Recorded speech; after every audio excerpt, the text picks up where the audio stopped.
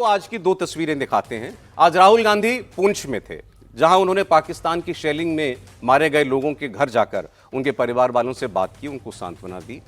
पाकिस्तान की ओर से हमारे सिविलियंस के ऊपर की गई गोलाबारी के सबूत अपनी आंखों से देखे, लेकिन इस पर भी राजनीति हुई। बीजेपी ने कहा, और बीजेपी ने क्यों, शहजाद बैठे हैं यहाँ, खड़े हैं यहाँ, शहजाद पूनावाला ने कहा कि राहुल गांधी ने एक एक्ट ऑफ टेरर की बजाय इसको ट्रेजेडी क्यों कहा। दूसरी तस्वीर, आज नीति आयोग की बैठक हुई दिल्ली में, जहां प्रधानमंत्री कई विपक्षी मुख्यमंत्रियों से मिले और वहां उन्होंने कहा कि अगर पूरा देश टीम इंडिया की तरह काम करे तो हर लक्ष्य हासिल किया जा सकता है। बड़ी अच्छी बात है, लेकिन सवाल यह है कि हमारी पार्टियां टीम इंडिया की तरह कब बर्ताव करेंगी और क्यों नहीं कर रही हैं। तो शुरुआत शहजाद आप ही से, आपने चूंकि आज राहुल गांधी की पुंछ विजिट पर बात कही है, क्यों आप कह रहे हैं कि राहुल गांधी को लीडर ऑफ ऑपोजिशन नहीं, लीडर ऑफ पाकिस्तानी प्रोपेगेंडा कहना चाहिए? क्योंकि देखिए, कभी कभी जब कांग्रेस पार्टी की बात सुनते हैं तो ऐसा लगता है कि कोई जेनजी की भाषा में बोले पाक पगलू बोल रहा है, डीजी आईएसपीआर बोल रहा है, दो शरीर एक जुबान। कांग्रेस और पाकिस्तान दोनों बन चुके हैं ऐसे भाईजान, सेना का करो अपमान और पाकिस्तान को बोलो भाईजान। यही तो कांग्रेस पार्टी की बन चुकी है पहचान। मैं आपको प्रमाण देना चाहता हूं इसका। आज आपने बताया कि पूंछ गए थे, जो पाकिस्तान का एक्ट ऑफ टेरर था उसको एक्ट ऑफ ट्रेजेडी बता रहे, पर यहां पर बात नहीं रुकी।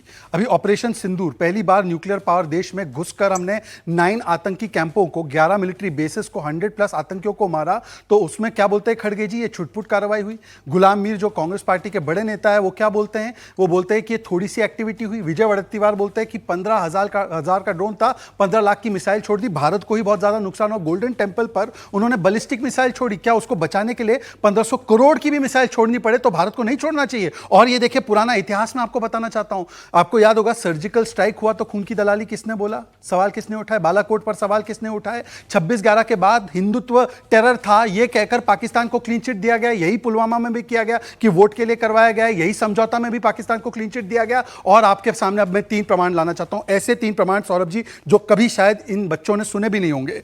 एक प्रमाण, ये 1965 का वॉर पाकिस्तान के खिलाफ इंडिया जीता था ना, इंडिया जीत गया था ना, पाकिस्तान की तरह और कांग्रेस की तरह डिल्यूजन में तो नहीं हो।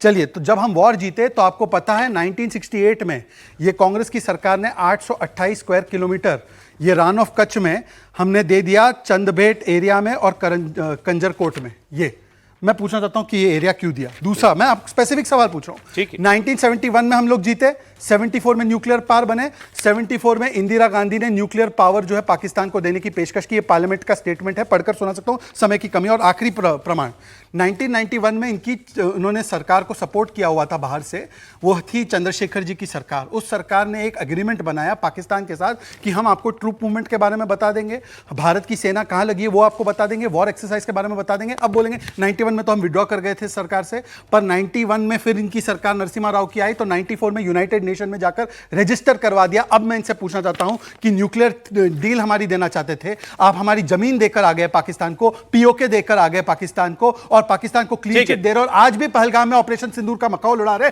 बोलिए, खड़गे जी ने गलत बोला, छुटपुट बोला? एक मिनट जवाब, एक बार बोलिए। ठीक है,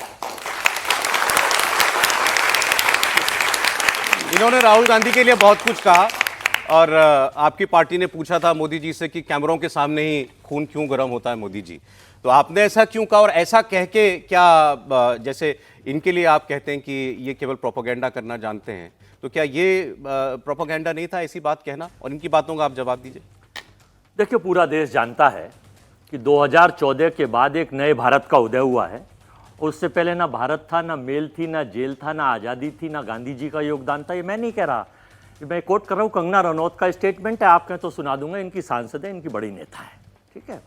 अब दूसरी चीज़ पे आइए, इन्होंने कहा 65, 71, 74, जनता ने, हम कह रहे हैं हम सारी गलतियां हमारी थी, मान ली हमने।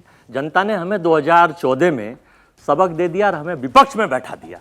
2014 के बाद जब नए भारत का उदय हुआ, एक नया सूरज हिंदुस्तान में आया नई रोशनी लेकर, मित्रों इस देश में अब परिवर्तन होगा।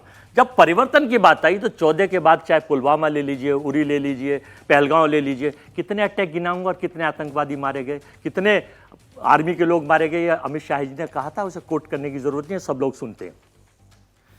पुलवामा में ये नहीं पता चला आज तक वो 250 किलो, 150 किलो, 350 किलो आरडीएक्स कहां से आई थी, और कानवाई की इजाजत जब वो एयर लिफ्टिंग मांग रहे थे तो उसे नीचे से क्यों दी गई, ये समझ में नहीं आया। ये सवाल पूछना चाहते हैं। 40 के बदले 400 सिर लाएंगे, आज तक नहीं आ पाए 400 सिर, कर लीजिए। फिर कहा गया, अब ताजा ताजा पे आ जाइए, सिंदूर।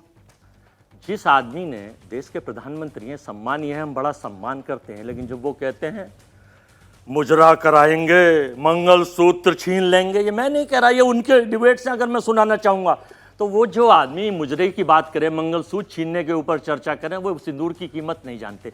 और सिंदूर की जहां तक बात है, ऑपरेशन सिंदूर देश की आर्मी को सलूट था, सलूट है और सलूट रहेगा। लेकिन ये जो पोस्टर है पूरे देश में चर्चित हो रहा है, ये रहा, पूरे देश ने दिखाया। नरेंद्र मोदी जी आर्मी के, यहां किसी जर्नल का फोटो होता, किसी आर्मी के जवान का फोटो होता, तो हमारा सीना 156 नहीं 268 इंच चौड़ा होता। लेकिन ये मोदी साहब युद्ध लड़ने गए थे बॉर्डर पर। अच्छा चलिए, इसका जवाब मैं इनसे लूंगा। मैं फाइनल कर रहा हूं, 10 आप- सेकंड और। ये युद्ध लड़ने ये गए थे पूरे देश में, और सुन लीजिए, पूरे देश में, और अभी भी पेट्रोल पंप पर मैं आपको फोटो दिखाता हूं। वर्मा जी, इसका जवाब ये दे देंगे। मैं इनसे पेट्रोल पूछूंगा पंप ये पर सवाल फोटो आपका। आर्मी के साथ प्रधानमंत्री अच्छा, के लगा दिए गए। अच्छा, तो ये और दूसरा सवाल एक और, जंग फौज ने लड़ी थी। केवल एक बार हो, इनका जो डिप्टी सीएम है देवड़ा, और इनका एक शाह मंत्री है विजय शाह, उत्तर मध्य प्रदेश का, कितनी शर्मनाक और निंदनीय बात। सेल्फ कॉग्निजेंस हाई कोर्ट ने लिया, फिर सुप्रीम कोर्ट ने फटकार लगाई। उसने कहा कि यह आतंकवादी को अपनी बहन, मतलब एक जो कर्नल सोफिया थी, उसके लिए किस कदर गंदगी के बयान बहुत दिए, अच्छी कार्रवाई उसको कर रहा इन्होंने है, हटाई नहीं बहुत आज अच्छी तक। कार्रवाई कर रहा है। ये भी करते तो अरे इनको कब भी करनी करेंगे? चाहिए, एक दूसरी इनको बात। भी करनी चाहिए। फिर इस आदमी देवड़ा को साहब कार्रवाई। कहते हैं अब मेरा तीनों सुनिए, आप मेरा सवाल सर, सुनिए, तीनों सुनिए मेरा सवाल। सेनाध्यक्ष, सीडीएस ये मोदी और जी सारी की सेना मोदी जी के चरणों में रहती है। आर्मी की यूनिफॉर्म में फोटो तो इसका का मतलब जवाब भारत ये में देंगे। सेना सुनिए का मेरी कोई बात योगदान सुनिए नहीं ना, है। सुनिए। जंग सेना ने लड़ी, आपने कहा जंग सेना ने लड़ी, क्रेडिट मोदी जी ले रहे हैं, ठीक। मैं ट्रम्प पे और बोल दूं जरा सा, ट्रम्प पे एक एक करके बात कर लेंगे ना, बाद एक में एक कर लीजिए। मैं पहले आपसे ये पूछ रहा हूं, केवल ट्रम्प पे और 10 सेकंड सुन लीजिए। एक सेकंड आप बोल देना सर, ट्रम्प पे तो बोलना ही है, ट्रम्प पर इतने सवाल आपने उठाए हैं। आपने कहा भाई मोदी जी किस बात का क्रेडिट ले रहे हैं, लड़ाई सेना ने लड़ी, और आपने सेना को सैल्यूट भी कहा, बहुत अच्छी बात है। लेकिन ये पूछा आपकी पार्टी ने कि इतने जहाज गिर गए, राहुल गांधी ने कहा कि हमारे कितने जहाज गिरे, ये जरा बताइए। तो वो जहाज मोदी जी उड़ा रहे थे क्या? कौन उड़ा रहा था उन जहाजों को? सरकार से नहीं सवाल पूछेंगे, किससे? सवाल किससे पूछेंगे हम? आर्मी पे ना हम सवाल उठाते। और सुन लीजिए, आप चलिए, मैं कह रहा हूं मोदी जी नहीं बता रहे, ये नहीं बता रहे, ये नहीं बता रहे, तो नेता है, आप ही उनके तरफ से कह दीजिए कि कोई नहीं गिरा। ये बोल दें कोई नहीं गिरा, बोल तो दें, सेना समझ लेगी अरे कोई सेना नहीं गिरा, ने हम भी बोला मान है, लेंगे। वायुसेना ने बोला, आपने प्रेस नहीं बोला कॉन्फ्रेंस में सुनी वायुसेना की। वायुसेना ने नहीं बोला। आप उनकी, आप क्या सुनना चाहते हैं सुन वायुसेना? लीजिए, उन्होंने कहा जब युद्ध होता है तो दोनों तरफ नुकसान होता है, और नुकसान जब होता है इधर भी होता है उधर भी होता है, हमें उस पर कोई दिक्कत नहीं है। ट्रंप साहब ने क्या कहा, 8वीं बार बोला है आपको, उन्होंने कहा है कि पाकिस्तान और हिंदुस्तान दोनों महाशक्तियां। कितना शर्मनाक, मैं निंदा कर रहा हूं। पाकिस्तान आतंकिस्तान है, आतंकी पालता है, हमले करता है, दुश्मन कंट्री है। एक मिनट, जवाब बिरयानी खाने मोदी जी जाते हैं। वर्मा जी जवाब, एक सेकंड, एक सेकंड, क्योंकि ट्रंप से इन्हें डर लगता है। शहजाद छोटा जवाब दीजिएगा ताकि बाकी लोगों का एक एक कमेंट पहले आए, फिर आप एक्सप्लोर। ट्रंप का विरोध करना चाहिए, कहना चाहिए कि नहीं, हम महाशक्ति हैं, पाकिस्तान आतंक का स्थान है। आप सुन भी लीजिए, बोलिए मित्र, अब की बोलिए, बार बोलिए, बोलिए। ट्रंप सरकार।